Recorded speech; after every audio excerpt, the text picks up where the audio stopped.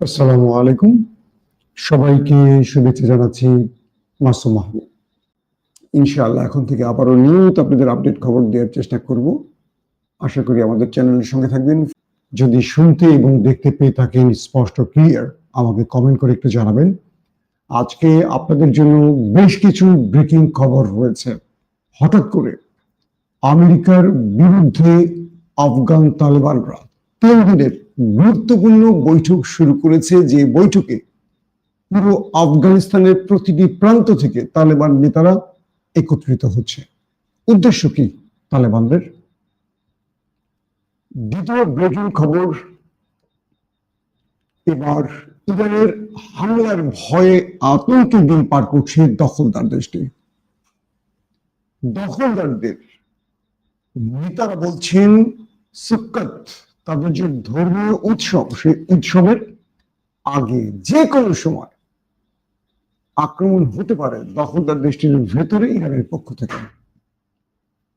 ইরানের দ্বিতীয় গুরুত্বপূর্ণ খবর, SU-35 রাশিয়ার সবচেয়ে বিধ্বংসী যুদ্ধ বিমান ইরানের হাতে পৌঁছেছে, এমন নথি ফাঁস হয়েছে।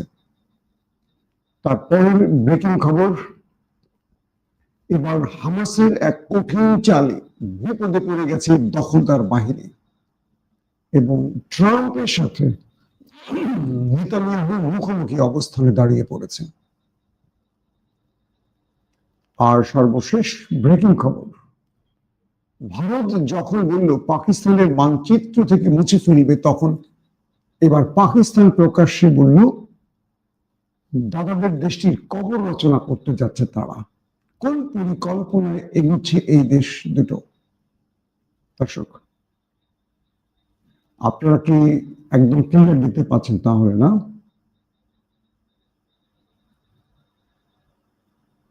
আমাকে কেউ একজন ক্লিয়ার করেন। সাউন্ডের সমস্যা হচ্ছে কি?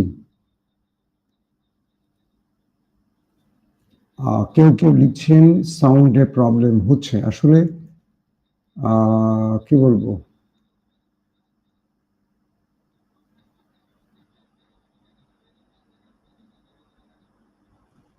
সাউন্ড কি আপনারা ক্লিয়ার পাচ্ছেন? ভাই আমাকে একটু কমেন্ট করবেন, আমি তো আসলে এখান থেকে শুনতে পাচ্ছি না।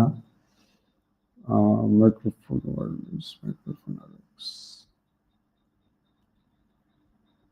সাউন্ড ওকে, ঠিক আছে। আমার খবরের প্রচারে একটা ঘোষণা দিয়ে শুরু করতে চাই। বিগত কদিন আমি যখন সাউন্ড একটু মোটা হয়ে গেছে, শোনা যায়, এক একজন এক একটা বললে আসলে কোনটা। কেউ লিখছেন সাউন্ড ডিস্টার্ব, কেউ লিখছেন আজকের সাউন্ড একেবারে ওকে। কোন কোন দিকে হাঁটবো বলেন? প্রথমে যে ঘোষণাটি দিতে চাই সেটি হলো, মাঝখানে কদিন আমি ভিডিও না করায় বেশ কিছু ফেক চ্যানেল তৈরি হয়েছে, ফেক, এবং তারা আমার পুরো ভিডিওগুলো আপলোড দিচ্ছে তাদের চ্যানেলে। আমি শুরুতে বলছি, ফেসবুকে মাসুম মাহমুদ আর ইউটিউবে ওপেন দ্য আইজ এর বাইরে আমার কোনো চ্যানেল নেই। বাকি যে চ্যানেলগুলো আমার খবর বা আমার ছবি দিয়ে থাম্বনেল বানিয়ে প্রচার করছে, এরা সব ফেক চ্যানেল। আশা করব যারা বিভ্রান্ত হচ্ছে চ্যানেলগুলোকে আনসাবস্ক্রাইব করবেন, পাশাপাশি আনফলো করবেন। কারণ এই চ্যানেলগুলো অনেক সময় প্রতারণার জন্য খুলে থাকে। আপনারা দেখবেন দীর্ঘদিন আমার ছবি দিয়ে, আমার ভিডিওগুলো আপলোড দিয়ে হঠাৎ করে একদিন ফেক অন্য কোনো নিউজ দিয়ে বোঝাবার চেষ্টা করবে যে এই নিউজগুলো আমি দিচ্ছি, অর্থাৎ মিথ্যে নিউজ দিচ্ছি। এইভাবে মানে এগুলো করে তারা মূলত মানুষকে প্রতারণা করার জন্য। আবারও বলছি, আমার দুটো, একটা YouTube channel open the eyes, আর ফেসবুকে মাসুম মাহমুদ, এর বাইরে আমার কোনো আর প্ল্যাটফর্ম নেই। যারা আমার ভিডিও বা আমার সংবাদগুলো, পূর্বের পুরনো সংবাদগুলো বিভিন্ন টাইটেল দিয়ে বা থাম্বনেল বানিয়ে আমার ছবি দিয়ে দিচ্ছে, এরা প্রতারক গ্রুপ, এদেরকে আনসাবস্ক্রাইব করবেন। আশা করি আপনারা বুঝতে পেরেছেন। একজন লিখছেন, আচ্ছা মাসুম ভাই আপনার কয়টা আইডি? আমি বলে দিয়েছি। দর্শক, তাহলে শুরু করছি, তারপরে আমি পরবর্তী শুনবো যে সাউন্ড কি প্রবলেম। আশা করি এখানে লিখছেন ভাই একটু সমস্যা।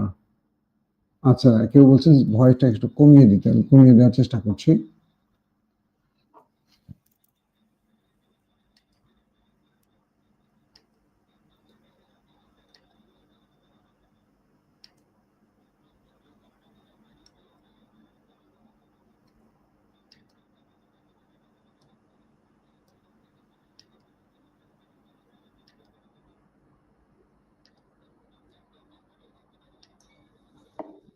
আপনারা কি এখন শুনতে পাচ্ছেন ক্লিয়ার?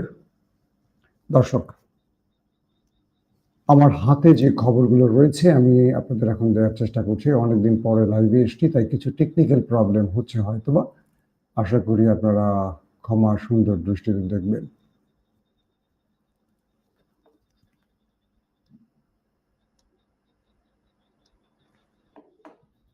প্রথম যে খবরটি দিয়ে শুরু করতে চাই সেটি হলো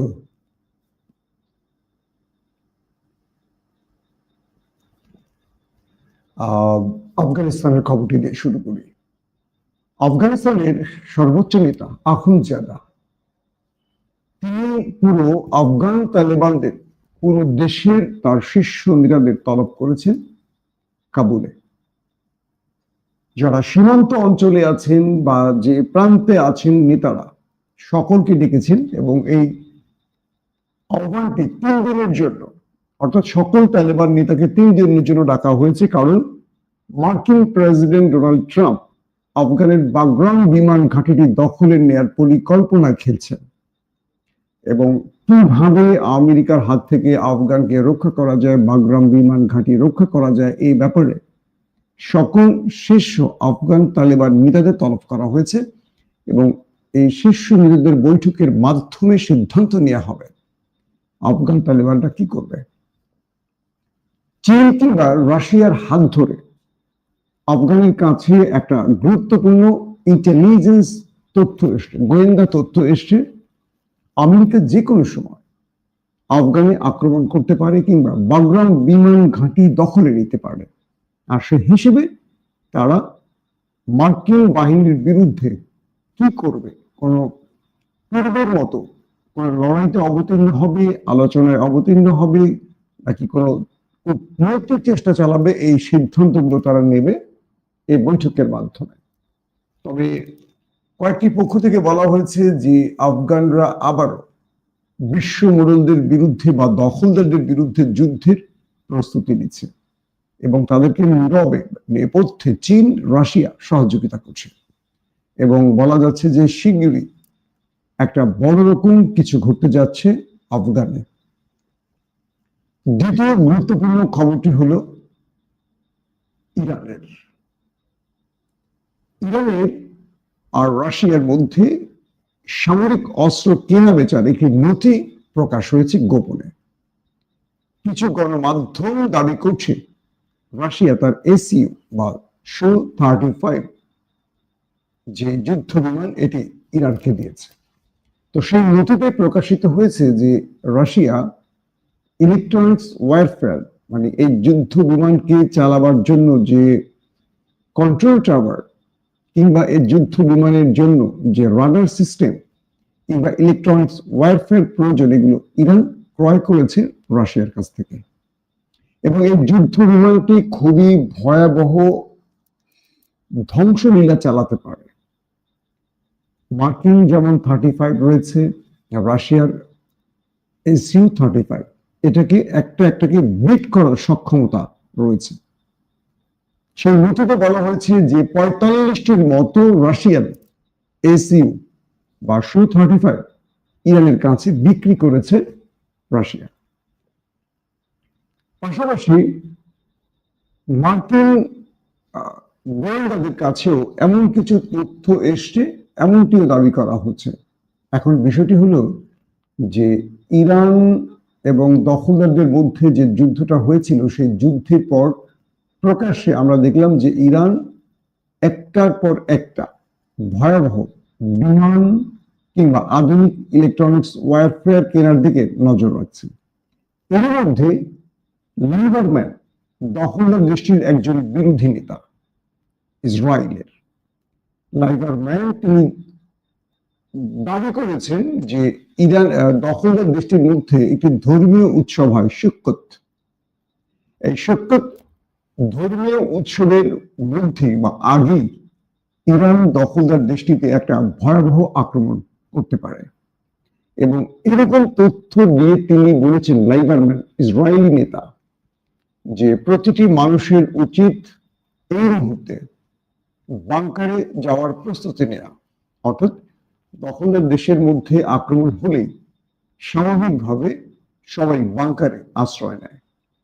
তিনি বলছেন তার কাছে তথ্য রয়েছে, ইরান প্রস্তুতি নিয়ে রেখেছে বা সম্পূর্ণ করেছে প্রস্তুতি, যে কোনো সময় দখলদার দেশে আক্রমণ করতে পারে। আর এই আক্রমণের জন্য ইরান তার সকল প্রস্তুতি সম্পন্ন করেছে।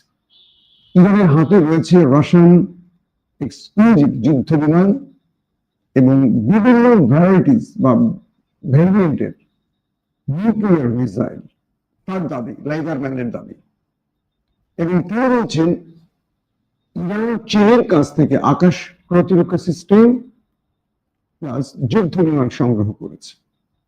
গোপনে ইরানকে পাকিস্তান এবং তুরস্ক আরো কিছু দিয়ে থাকতে পারে এমন আশঙ্কার কথাও উল্লেখ করা হয়েছে।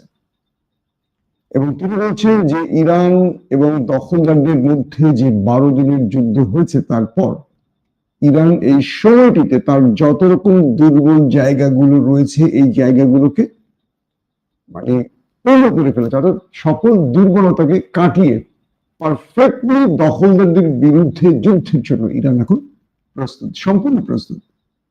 তাই তিনি বলছেন তার দেশবাসীকে যে আপনারা প্রস্তুতি নিয়ে রাখেন, যে কোনো সময় ইরান আক্রমণ করবে দখলদার দেশে, আর আপনাদের বাংকারে যেতে হবে।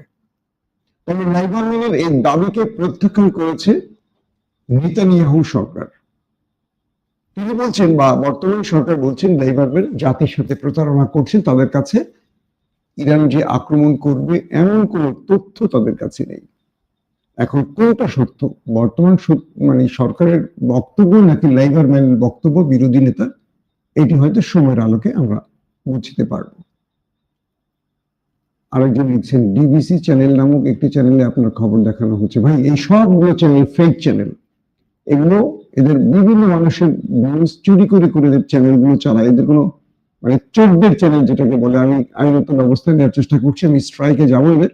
আমি তাদেরকে বলছি যারা ভিডিও আমার ছবি দিয়ে থাম্বনেল বানিয়ে আমার পুরো ভিডিও চুরি করছেন বা আমার দর্শকদেরকে প্রতারণা করছেন, বিব্রত করছে, তাদের বিরুদ্ধে আমি আজকে রাত থেকে বেশ কিছু চ্যানেল ইতিমধ্যে স্ট্রাইক দিয়েছি। বাকি চ্যানেলগুলোকে আমি স্ট্রাইকে ফেলবো যদি আপনারা এই প্রতারণাকে অব্যাহত রাখেন। আবারও বলছি, আপনারা তথ্য দিতে পারেন, সংবাদ দিতে পারেন, আমি কাউকে স্ট্রাইক দিতে চাই না, কিন্তু আমার চ্যানেলের বাইরে আমার ছবি দিয়ে থাম্বনেল দেবেন কেন, বা আমার পুরো ভিডিওটা আপলোড দিলে আমার দর্শক তো বুঝতে পারে না। অনেক দর্শকই বলছেন যে ভাই আপনার কয়টা চ্যানেল, এগুলো সব ফেক চ্যানেল। আমার নির্ধারিত চ্যানেল হলো, আমি এখন যে চ্যানেলের কথা বলছি, ওপেন দ্য আইস এবং মাসুম মাহমুদ ফেসবুক পেজ, ইউটিউবে এবং ফেসবুকে, এর বাইরে আর কোনো চ্যানেল নেই। ক্লিয়ার থাকবেন আপনারা দর্শক। তারপরের যে গুরুত্বপূর্ণ খবর সেটা হলো পাকিস্তানের বিরুদ্ধে আমরা দেখলাম গত 48 ঘন্টায় কয়েক দফা হুঁশিয়ারি দিয়েছে ভারত। কখনো ভারতের সেনা প্রধান, কখনো এয়ার চিফ, কখনো নেভাল চিফ, একের পর।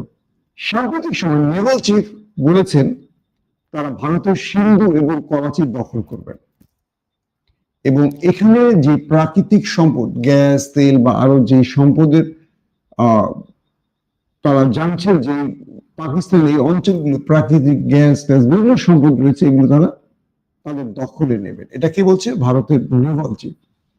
এবং গতকালকেও ভারতের সেনা প্রধান বা তার আগেও একাধিকবার তারা বলেছে যে পাকিস্তানকে পৃথিবীর মানচিত্র থেকে তারা মুছে ফেলবে, পাকিস্তান একটি সন্ত্রাসী রাষ্ট্র সে হিসেবে। তো এবার পাকিস্তানের প্রতিরক্ষা মন্ত্রী খাজা আসিফ স্পষ্ট করে বলেছেন, যারা পাকিস্তানকে হুমকি দিচ্ছে তাদের জন্য আমাদের নতুন বার্তা, আমরা তাদের বিরুদ্ধে 6-0 বিজয় পেয়েছি। বুঝতে পেরেছেন 6-0 কি? অর্থাৎ অপারেশন সিঁদুর এবং অপারেশন বুনিয়ানুল মারসুসে যে লড়াইটা হলো পাক ভারতের, সেখানে ভারতের 6টি যুদ্ধ বিমানকে ভূপাতিত করেছিল পাকিস্তান, আর বিমান পাকিস্তানের কিচ্ছু করতে পারেনি, সেজন্য 0। আর তাদের 6টি যুদ্ধ বিমান ধ্বংসের জন্য প্রতিরক্ষা মন্ত্রী খাজা আসিফ বলছেন 6-0 ম্যাচে, মানে যেটাকে আমরা বলি সিরিজ, T20 বলি, ওয়ানডে বলি, সেই ম্যাচে পাকিস্তান বিজয়ী। তিনি বলছেন যে 6-0 পাকিস্তান ভারতের বিরুদ্ধে বিজয়ী। তো সঙ্গে সঙ্গে তিনি এটাও বলছেন যারা পাকিস্তানকে মানচিত্র থেকে মুছে ফেলতে চায় তাদেরকে বলছি, আমরা তাদের যে যুদ্ধ বিমানকে ধ্বংস করেছি যে মাটিতে, সেই মাটির নিচে তাদেরকে আমরা কবর রচিত করবো, পুঁতে ফেলবো। কে বলছে? পাকিস্তানের প্রতিরক্ষা মন্ত্রী খাজা আসিফ।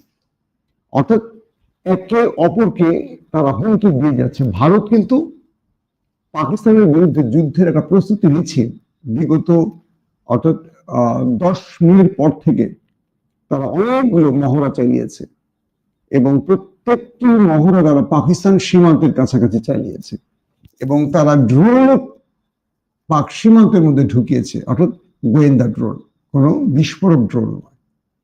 তো এই মুহূর্তে যে বিষয়টি, আবারও বলছেন ক্লিয়ার সাউন্ড পাচ্ছেন না, আমি জানি না, আসলে লাইভ সম্প্রচারের ক্ষেত্রে আসলে সাউন্ডে প্রবলেম হয়, কারণ এটার ইন্টারনেট ফ্রিকোয়েন্সির উপর ডিপেন্ড করে অনেক কিছু।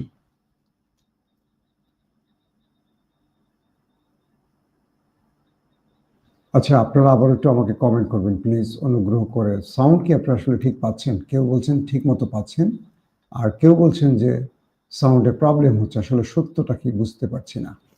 তো এখন বিষয় হলো যে পাকিস্তান বলছে যে যারা পাকিস্তানকে মানচিত্র থেকে মুছে ফেলতে চায়, আমরা তাদেরকে আমাদের মাটিতে কবর দেব, এবং তাদেরকে বলছেন হুঁশিয়ারি করে যে আপনারা আমাদের ভূমিতে আক্রমণের চিন্তা করবেন না।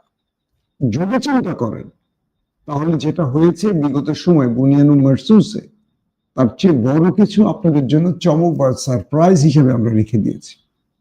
ইতিমধ্যে পাকিস্তানের সাথে আরব রাষ্ট্রের যে সামরিক চুক্তি হয়েছে, এটা হলো ভারতের জন্য সবচেয়ে বড় মাথা ব্যথার কারণ। তবে দখলদার দেশটি ভারতকে দিয়ে পাকিস্তান এটা বড় অপারেশন করাতে চাইছে। বিষয়টা বুঝতে পারছেন? এখন ভারত আসলে এই মুহূর্তে একটা বেকায়দার মধ্যে আছে, কারণ একদিকে আমেরিকা তার হাত ছেড়ে দিয়েছে বলা যায়, পাশাপাশি চীন তাকে ডেকে নিয়ে একটা সুন্দর অপমান করেছে। একমাত্র বন্ধু প্রতিম হিসেবে রয়েছে ইসরায়েল, আর যে ভারত টিকে আছে অর্থনৈতিকভাবে বা তার রেমিটেন্স যোদ্ধাদের মাধ্যমে, সেটা মূল ফোকাস কিন্তু মধ্যপ্রাচ্যে। সেই মধ্যপ্রাচ্যে পাকিস্তানের সাথে সামরিক চুক্তি করে ফেলেছে, এটা ভারতের জন্য সবচেয়ে বড় ধাক্কা। আসেন শেষ খবরটি দিই এবার। মিস্টার ট্রাম্প ঘোষণা দিয়েছিলেন যে আগামী বিগত 2 দিন আগে যে ঘোষণাটি দিয়েছিলেন, তিনি বলেছেন যে হামাস যদি অস্ত্র সমর্পণ না করে এবং হামাস যদি পুরো দায়িত্ব পিএল এর কাছে না দেয়, আমরা পুরো গাজাকে ধ্বংসলীলা চালাবো, গাজাতে ধ্বংসলীলা চালাবো। ডোনাল্ড ট্রাম্প যে 20টি চুক্তির পয়েন্ট তুলে ধরেছেন, আমি ভিডিওতে বলেছি আপনাদের, সেই পয়েন্টগুলোতে এই কথাগুলো বলা আছে। হামাস খুব কৌশলে এখানে একটা চমৎকার চাল দিয়েছে। হামাসের পক্ষ থেকে বলা হয়েছে যে তারা অস্ত্র সমর্পণ করবে এবং গাজার পূর্ণ দায়িত্ব গাজার যেটা সরকার, অর্থাৎ মাহমুদ আব্বাস বা পিএলও, তাদের কাছে তুলে তারা চলে যাবে, এবং তারা সকল ইসরায়েলি জেনারেলদের মুক্তি দিয়ে চলে যাবে। মানে ট্রাম্প যে হুঁশিয়ারি দিয়েছে, তারপরে প্রতিরোধ বাহিনীর পক্ষ থেকে স্পষ্ট এই ঘোষণা দেওয়া হয়েছে। এর পরপরই ট্রাম্প সোশ্যাল অ্যাকাউন্টগুলোতে টুইট করেছে, মানে তিনি তো একটা শান্তির জন্য, মানে শান্তিতে নোবেল পাওয়ার জন্য পাগল হয়ে গেছেন। তিনি বলছেন যে হামাসকে তিনি ধন্যবাদ জানিয়ে বলেছেন তারা শেষ পর্যন্ত যে সিদ্ধান্ত নিয়েছে এর জন্য তাদেরকে স্বাগত জানাই, এবং এই অঞ্চলে শান্তি প্রতিষ্ঠায় প্রতিরোধ বাহিনীগুলোর এই সিদ্ধান্তকে তিনি অভিনন্দনের সাথে এই অঞ্চলে শান্তি প্রতিষ্ঠা একটি কি বলবো সুখকর খবর বলে বিবেচনা করছেন। যখন ট্রাম্প এই তথ্যটি মানে সোশ্যাল অ্যাকাউন্টে প্রচার করেছেন তখন নেতানিয়াহুর মাথা নষ্ট হয়ে গেছে। নেতানিয়াহু বলছে, মিস্টার ট্রাম্প, তুমি কি আমাকে জিজ্ঞেস করে এই টুইট করেছো, বা তুমি যে বলছো যে কথাগুলো এগুলো কি আমাদের সিদ্ধান্ত নিয়েছো? আর ট্রাম্প বলছে, তোমাকে সিদ্ধান্তের জন্য আমি ডাকিনি, আমি বলছি যুদ্ধ বন্ধ করতে হবে। এবং ট্রাম্প বলে দিয়েছে যেহেতু হামাস অস্ত্র সমর্পণ করতে রাজি হয়েছে, তার মানে এখন থেকে দখলদার দেশটি গাজাতে আর একটি অ্যাটাক করতে পারবে না।